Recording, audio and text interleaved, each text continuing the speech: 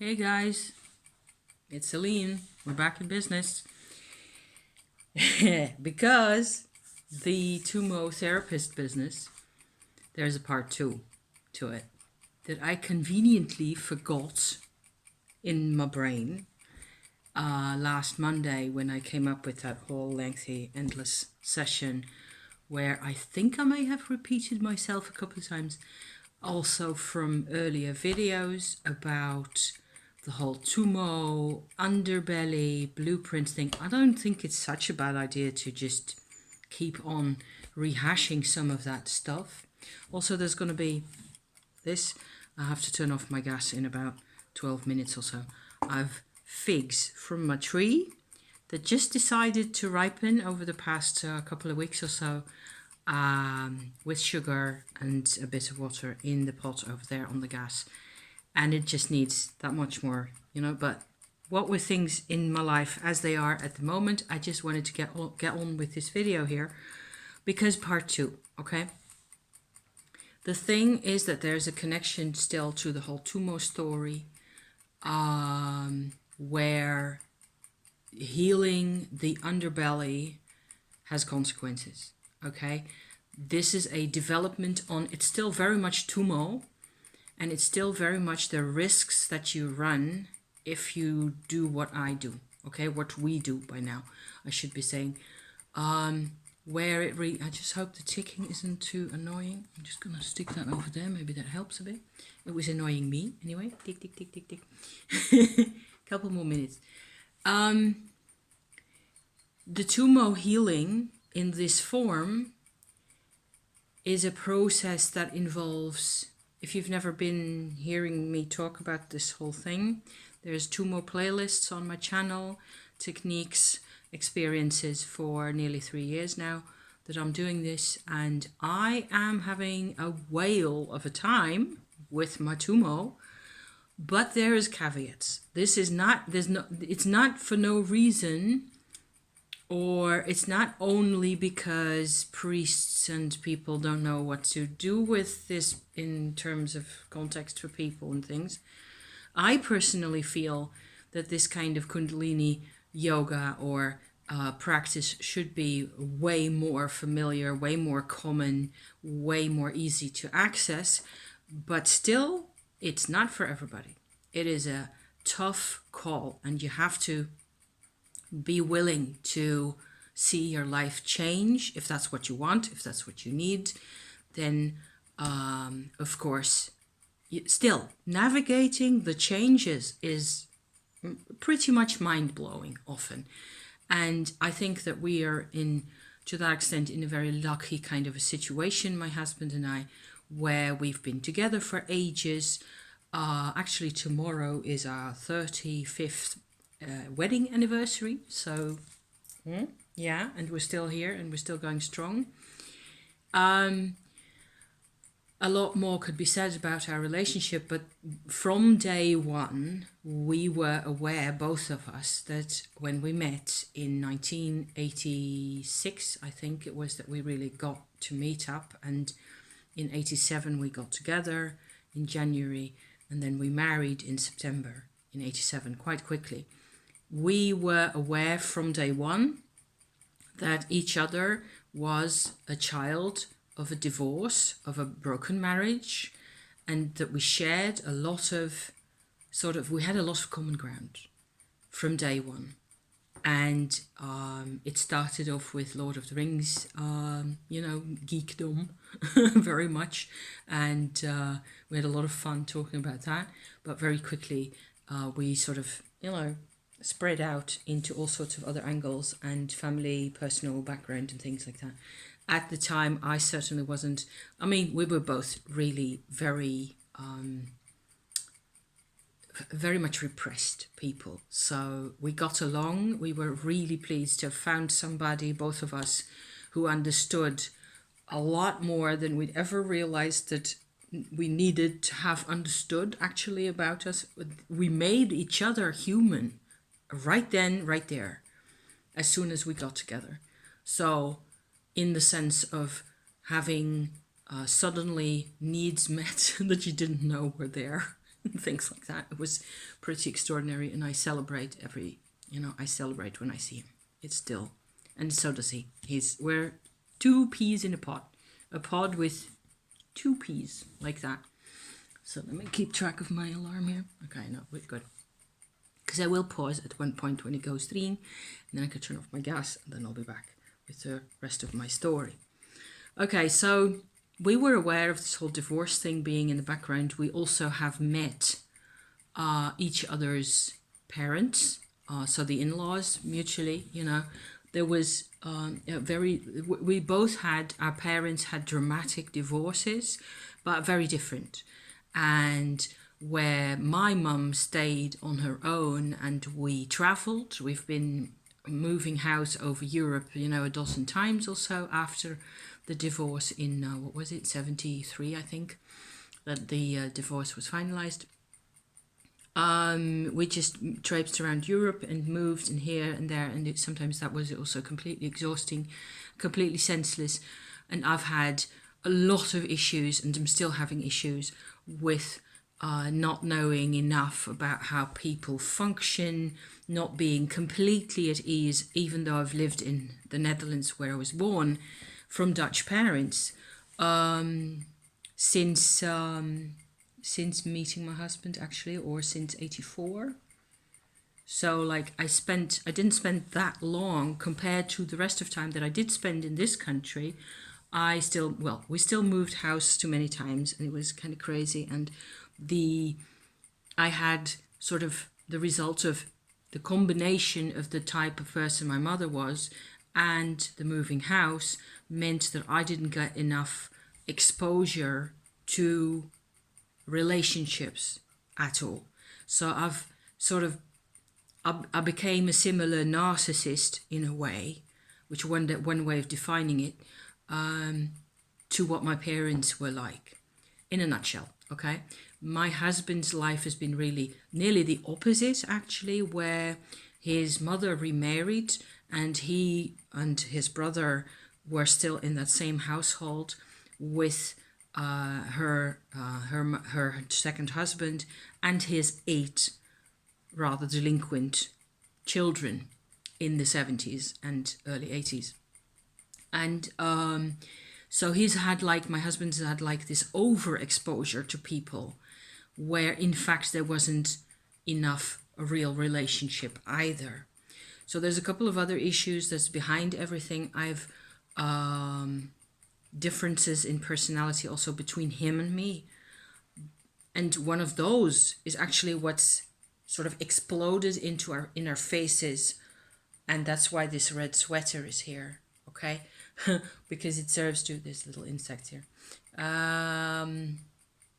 To remind me also of what it is that I'm supposed to be talking to you about. The red sweater is one I made a couple of videos about because I was embroidering. Let me show you. I was having a lot of fun because I bought this thing for €1, a single euro. Still smells of soap. It's incredible. And it was sort of savaged by somebody's dog in a thrift shop before. What am I saying?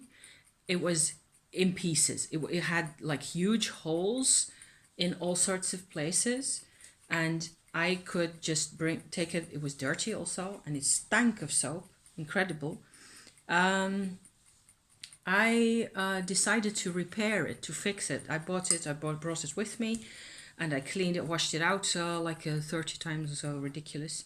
Rinsed it, and sat it in hot water, and so back and forth all the time. I fixed most of the holes. There's a couple of iffy bits here still where you can sort of kind of see that the yarn has been damaged actually a bit too much. But I had a lot of fun, thinking up my sort of decorations on this. It's not even really finished yet. This is just basically the repairs plus a couple of this big circle here, which is a kind of a decoration element, and then this runic inscription thing, which starts at the back here and it goes all over one shoulder. And I'm still trying to decide what else I can do with it. So I'm just going to put this back here. Oops, stay put, will you? Yes, thank you. So I was having a lot of fun. I had bought the sweater. My husband needed a couple of things for his outfit.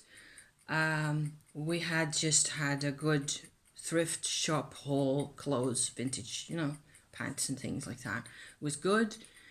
And we got home. I started cleaning the sweater. I got rid of most of the iffy bits. And I sort of rinsed it over and over again, like I've said. I got to repairing. All that was fine. The week after, I did a couple of vlogs on my channel where you can see what I've done with in terms of repairs and stuff. If that's your jam, go ahead. You can look at those if you like. Because I am, as you can tell, right, very much a handcrafty kind of person.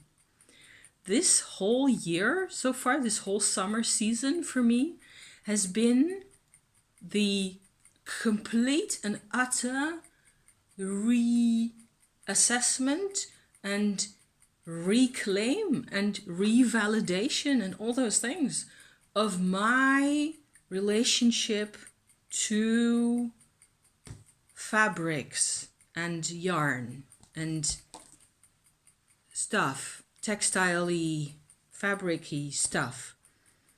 I didn't know, which is kind of idiotic, that it was this big of a deal for me. It turned out it's the biggest deal of my life. I'm not really surprised because I have gear like this lying around my house. I don't really make clothes all that much, but I just love embellishments. I have made bags, like 100,000. Ridiculous. There's the bell. Hang on a second. Jawohl. There we are again.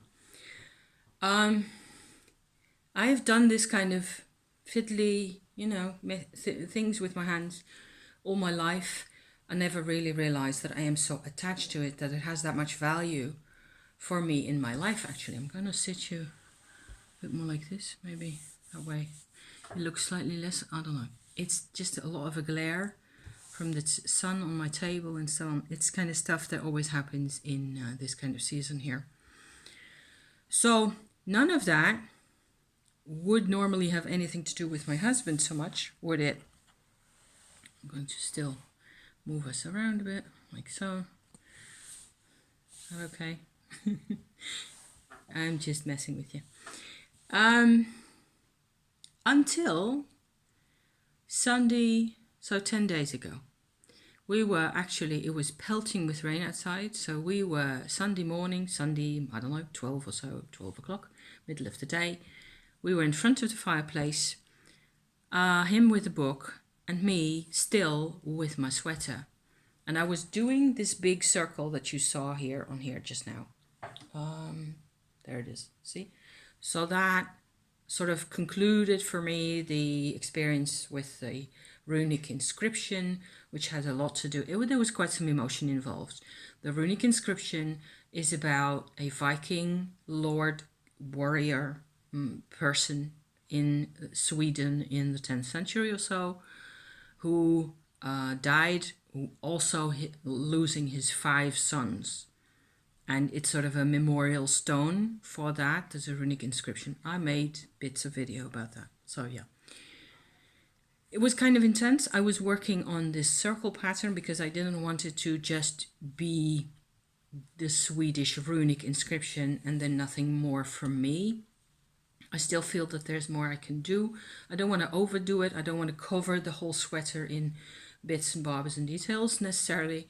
I've actually worn it already one time and it looks really good on me. I can actually wear this, so in wintertime you will maybe see me with this sweater as well.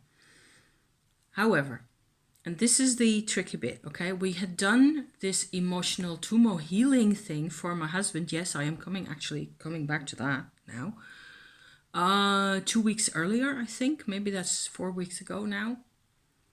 I would have to look it up, but it doesn't even matter that much.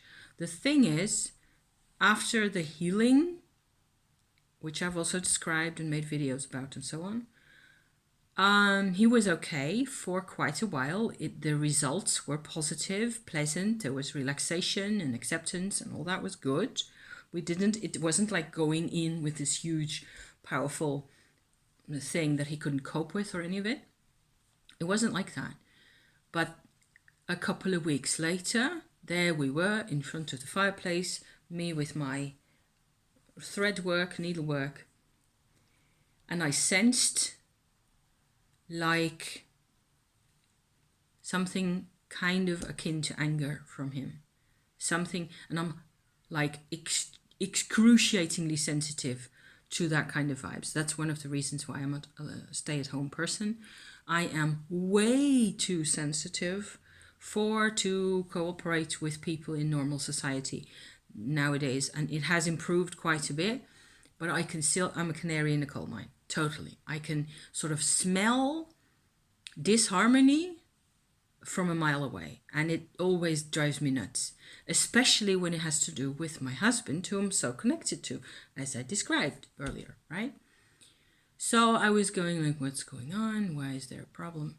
Because everything else was completely content and fine, and we had, coffee in front of the fireplace, which is the best place in the whole wide universe.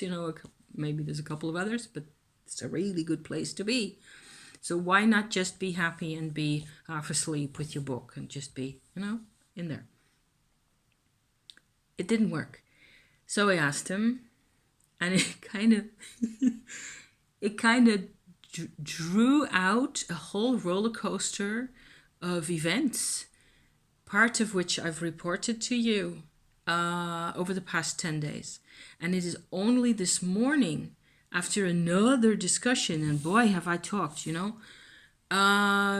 we actually got to sort of put the dots on the i's. So now we know, we really know, we can really tell which parts have to do with what, and why. First of all, why he certainly had some resistance to me doing this type of intense needleworking.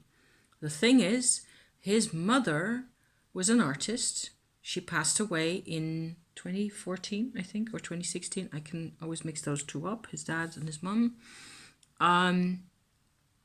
She was quite old by then, 80 plus something. She had quite severe Alzheimer's, so it was okay for her to go. It was striking for my husband to see also how much more personal freedom he has gained after his parents passed away. So that's one thing I felt like I had to say in here, because as long as they were alive, even with Alzheimer, they still had some kind of they prescribed things for him. And how that works exactly, that ties in exactly with the underbelly healing part of the whole Tummo approach here. See? So that's the connection. He had memories that he actually never really thought of that much, of his mother doing this kind of intense needlework when he was between 5 and 10 years old. Maybe a shorter period, maybe between 6 and 9, actually, his age. So in the late 60s, okay, his mother, as one of the two in that relationship, in that marriage, his parents, right, they were still together then. She had a tremendous urge to change her life and to become an artist. She wasn't active as an artist before, I would say, 1968 or so, thereabouts. Before that, she married, she had her children. She was born in 1932 herself, so before the war. She had a lot of war memories that were nasty and bothering her and so on. And she did occasional spots of journaling. In those days, we got a few of those older journals of hers still in the attic upstairs. All really valuable and interesting stuff, actually, to be, if you're up for it, to revisit all those old things. It's definitely worth every scrap. It's all information, really. And that's what I keep telling myself also. Information in this kind of deal is so important. So the first thing that she started being actively engaged in sort of creative terms as an artist, sort of discovering for herself what it was that she wanted to do, what it was that she could do, really, what she could make.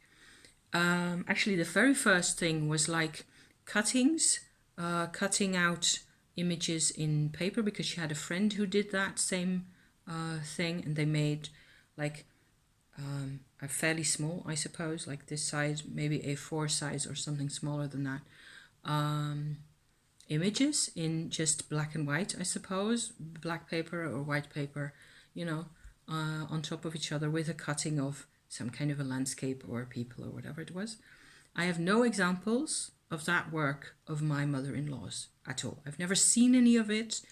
I don't think there's any left necessarily. I've no idea, no way of knowing what it looked like, what kinds of themes that she worked with, what kind of ideas she had at the time. She didn't do that for a very long time either. From there on, she went on to do textile. So tapestries, wall hangings in fabrics with some type of creative embroidery involved. And I remember very vaguely, actually more of an image, maybe it was a photograph of such a tapestry that she'd made around between 67 to 1970, 1967 to 1970, 71, I don't know, around about that time, she made a few of those tapestries for a very short, so a really short period of time. After that, they got into this whole divorce circus with my husband's father and remarrying. She remarried somebody who was also an artist, and she completely abandoned everything related to fabrics because she went on to paint and draw and write poetry and eventually do potteries and ceramics and bronzes and things like that. So I have not really see how this is why I make lengthy videos about this stuff, because it's kind of an interesting, I think, trajectory to put the bits together and suddenly it makes sense. Things that I would have always normally just felt hurt. I was feeling super hurt, by the way, of how my husband reacted, and this doesn't happen often between us.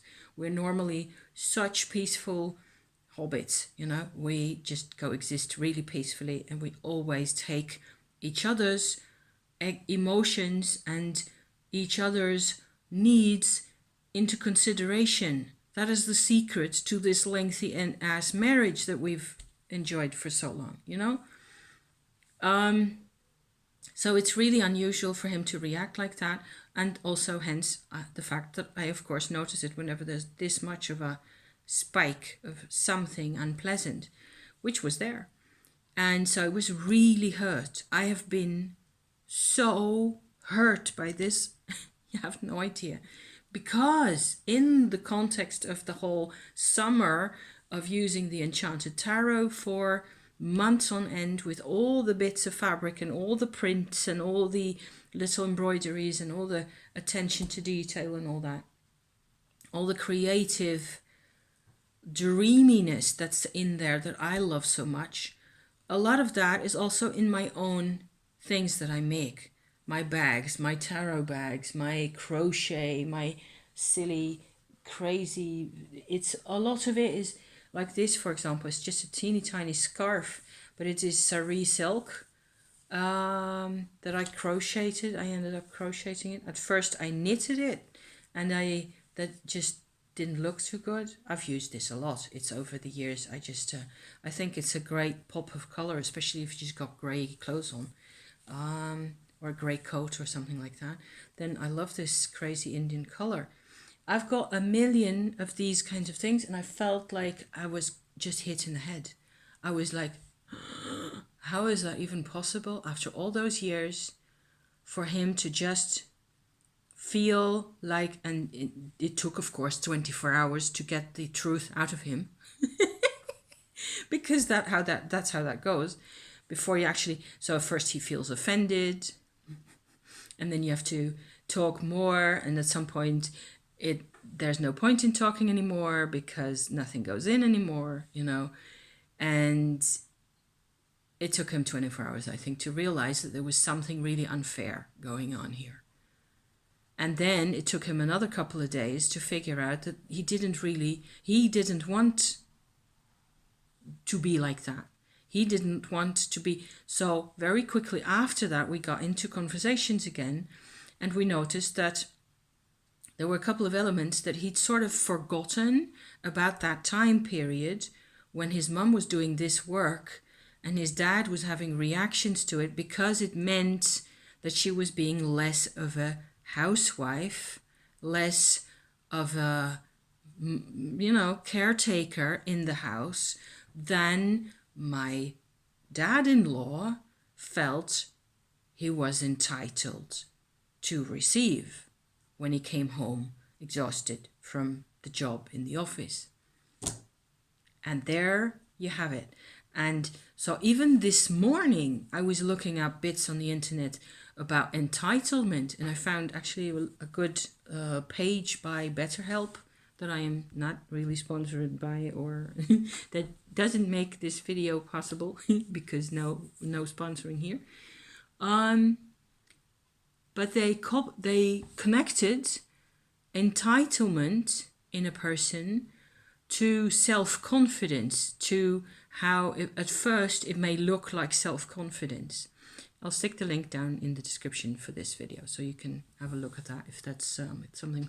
I was making a lot of connections over the whole of the week, still trying to think my way out of the situation here. All the time, it was actually about my husband, his dad, and or his mum, historical events, things happening, things, my husband also trying to figure out how to change his own mind about this, without where the perspective that he had wasn't just copied from his dad's irritation, annoyance at mum sitting there doing her thing instead of preparing dinner or whatever else it was. There was a whole trail of other things, other memories and other events connected to this very painful little incident, like a little tiny photograph of this particular kind of a situation that got. This is what was the basic trigger. Me and my sweater and my runes, my things, was the trigger to open the door to that memory, and then the memory of his mom sitting there with her things, and she never really had any training, or she didn't also really have a lot of patience for textile work that you need to sort of gently work with in order to make something pretty. You can't have too much tension in your hands because it's really, she would have been kind of halfway unhappy doing this. And my husband, as a kid, as he was at the time, with his deep connection to both his mother and his father, he would have felt all their unhappiness and all their frustration. There was a lot of unhappiness and frustration going on in that household at the time. And some of it manifested as entitlement. My husband acted just like, at that time, just like, at the time, Sunday, 10 days ago, when he was acting towards me like that, it was like it was my fault in a tiny nutshell. Actually, not only that it went bad between his parents, but actually what I realized this morning, after the divorce, the fact that she remarried and got all those kids in the house, that sort of basically destroyed his home life. Because they were delinquents, they were drug users, they were half criminals. A lot of the time, at least 3 or 4 of them were regularly in contact with the forces of authority. because they were addicts, and some of that was heroin and so on and so forth. So this is my husband's growing up from when he was, say, 12 or so, 12, 13. They started to come into the house, and after that it's just been pandemonium, and it's just been he never had enough personal space anymore in the house. They moved house a couple of times, also to the place where I ended up meeting some of those people a lot later after that. They lived in this kind of an artist's farmhouse where most of the old barns and stuff were used as artists' workplaces, which was really cool. I thought it was the coolest house ever. I thought it was a house out of a kid's tale. It was awesome. I loved it. But it wasn't a happy house in many ways, and certainly not for my husband. So he had this whole trail of ideas and emotions sort of sitting very close to that interaction, the remembered interaction. It may have been only 2 or 3 times that it actually happened, because of course every sensible housewife will put away her handiwork if she knows that the husband is 10 minutes away. If you're smart, you can always do that, and they will none the wiser, and you can just return to it when you're alone and you're in your own time. And I don't think she was fed up with all that. She was completely fed up with this whole kind of emotional, being a servant didn't agree with her at all. So yeah, so I can see how that would work out. I have been, over the past 10 days, crazy busy trying to help figure out his emotions, his patterns, the trail of ideas, the history of things. I've sort of had to edit his own life for him, which is what I have done before, so I'm kind of used to it. But over the past 2 days, I was feeling very much that I was neglecting my own perspective on this, neglecting the hurt that I felt over everything. And by now he was feeling really sorry for me. He was really apologetic.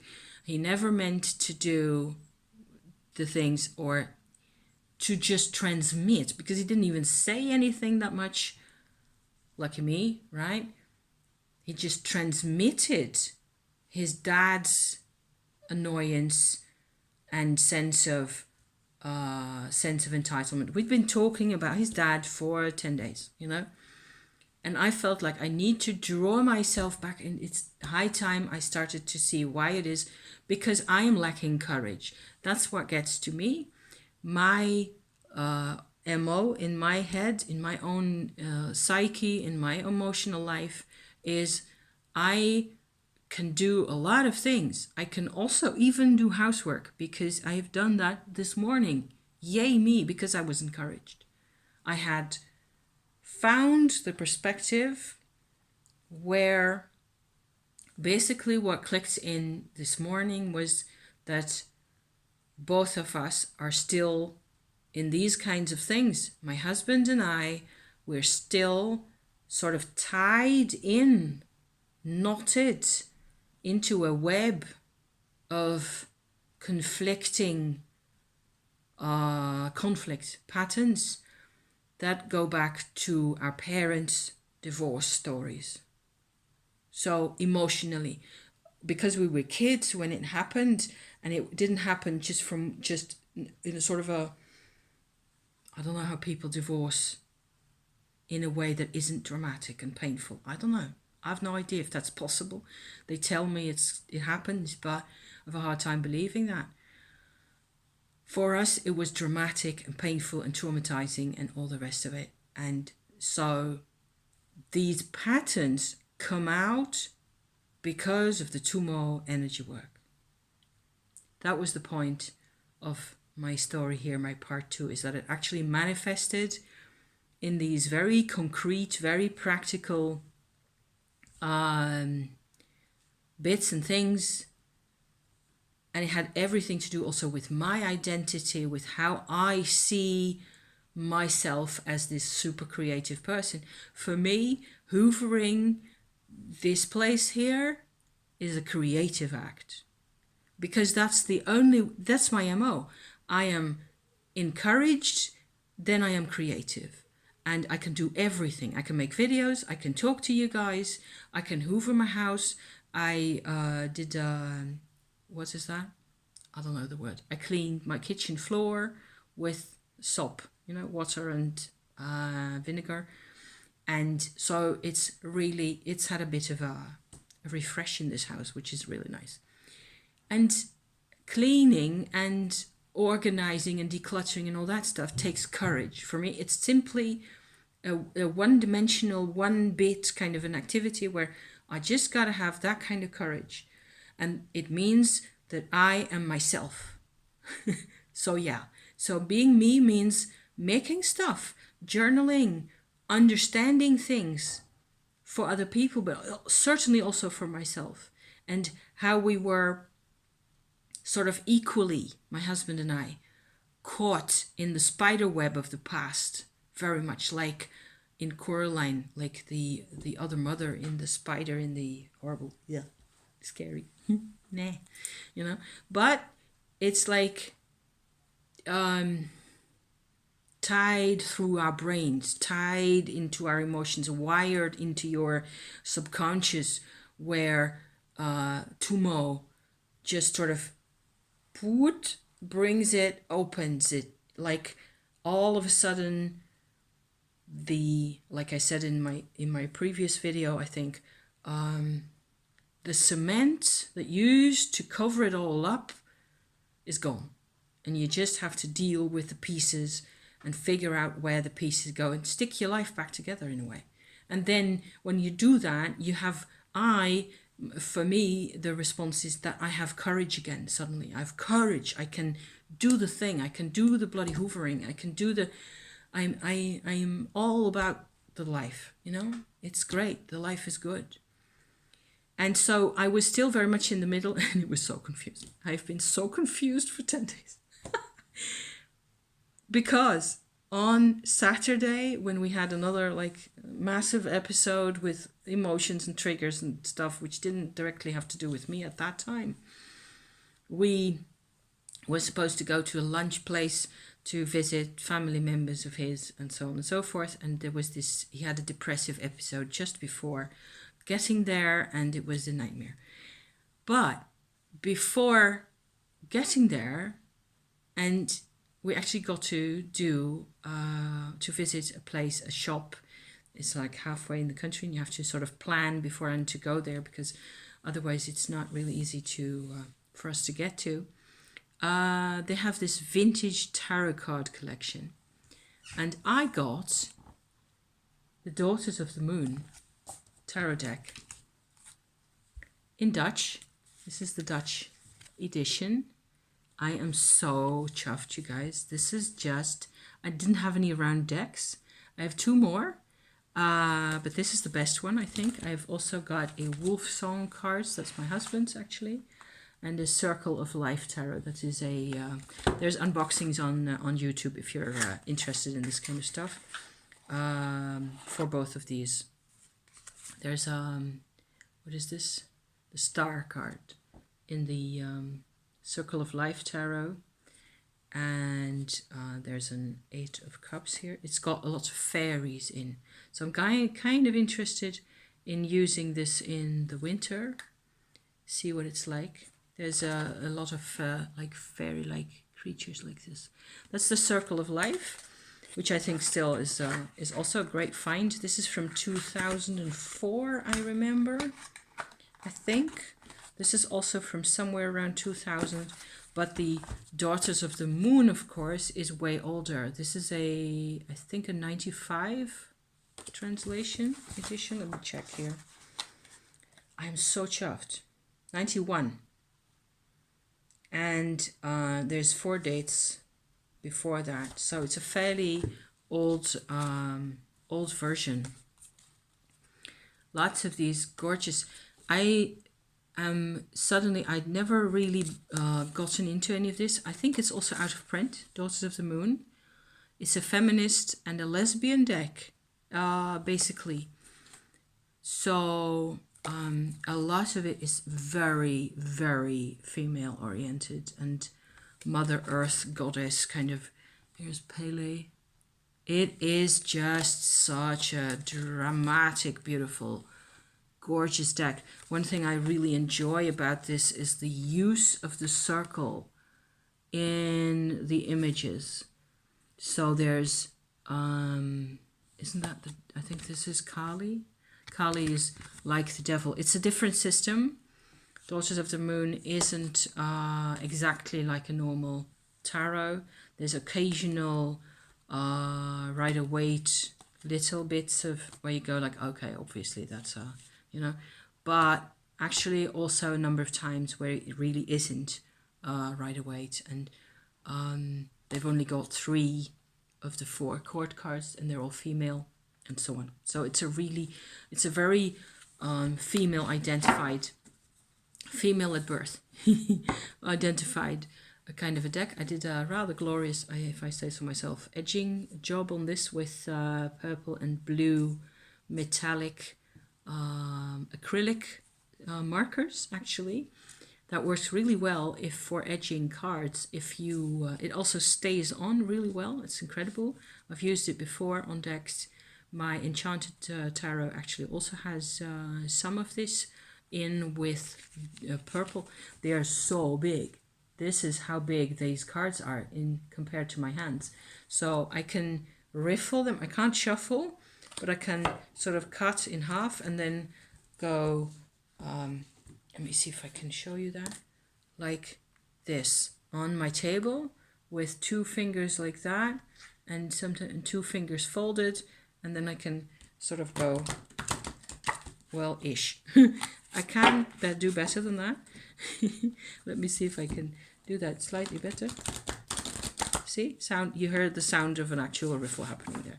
So there, that's the, that tends to be an average kind of result. I made a bag that you saw earlier, crochet, of course, for to hold these cards, because they come in the horrible, the cards and the book together come in a plastic, humongous, like yay big kind of a, you remember these old video cassettes, you know, in a plastic, wonky plastic box. Terrible, terrible packaging. So a very vintage experience, and I'm nuts about it because, well, I was working on Lunar Mansions, and I also have more Lunar Mansion intel, which I will save for another video because otherwise we'll be here all day. Not that I've got that much, by the way, but I have done some refiguring of the qualities of the Lunar Mansions. I also think that what I've been doing with that isn't ready yet, so I will get back to the Lunar Mansions as it becomes possible and useful to do, I think. But I did actually do a sort of a video about the Lunar Mansion experience that I'd had with these 4 qualities coming back in people's horoscopes as to, you know, different phases, different levels of experience that they have in their different planets. And that actually says a whole lot. It's so interesting.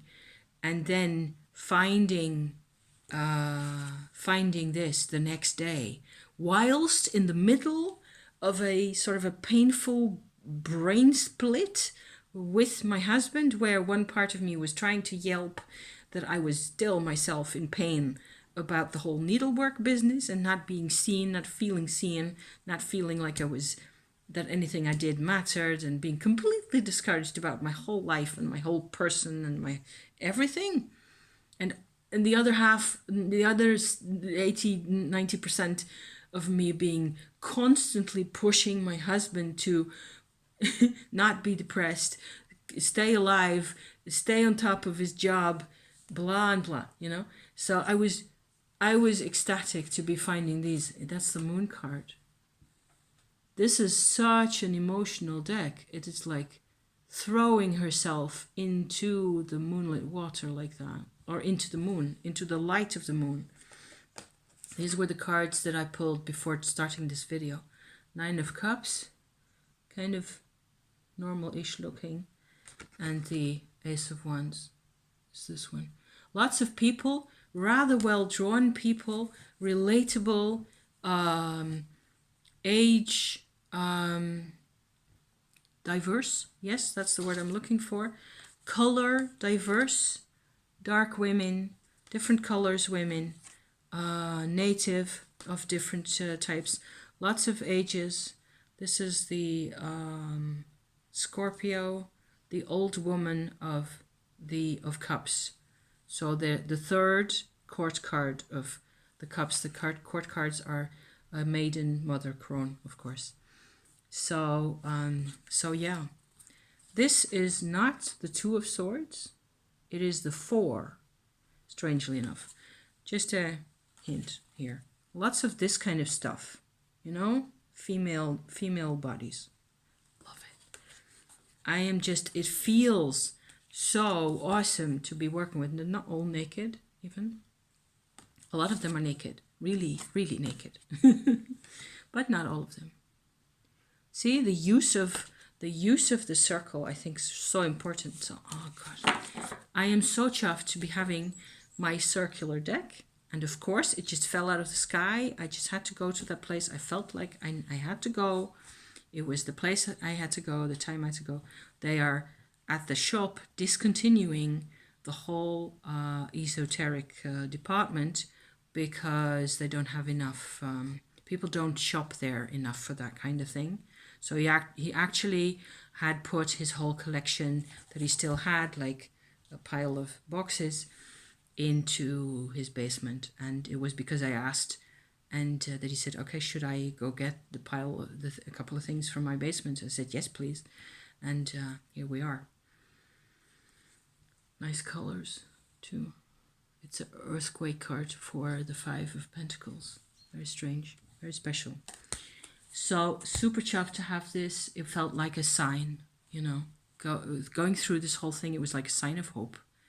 That also the reclaim is it's a big deal, and not only for women or women at birth, you know, reclaiming self, reclaiming space, reclaiming courage.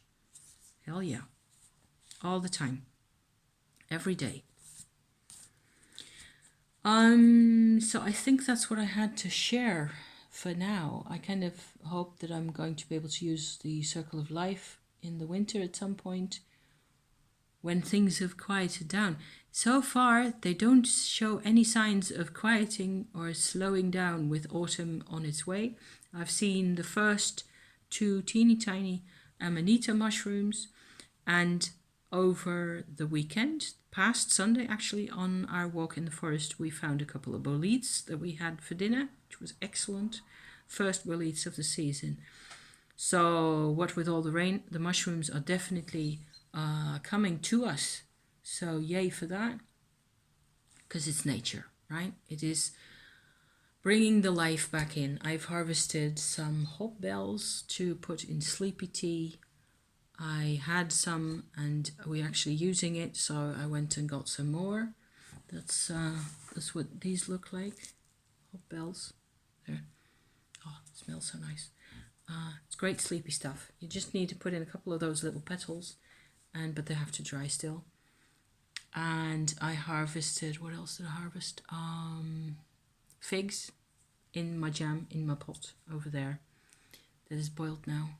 And so good things. My house is a bit cleaner. My head is a whole lot lighter from, you know, talking about this. Are we 50? It's 50 minutes again. Sheesh. I'm sorry, guys. It's such a lengthy story. But the 70s were really tough, and some of it is still with us. Like, for example, this stuff. And I've got a book even. It's just so good. So, thank you for watching. I'm going to go in the bath, I think. What with all this? To be continued. And Lunar Mansions, yes, to be continued, because awesome. And because I picked up stuff from that as well. How we deal, how well we deal, what it is that we use most of all. There's so much there. So yeah, lots of fun. Thank you for watching, and hopefully, this serves a purpose out there sometime in the future. Somebody will go, yes, I have had just that kind of life. So there. Thank you. See you next time. I love you to pieces. Bye for now.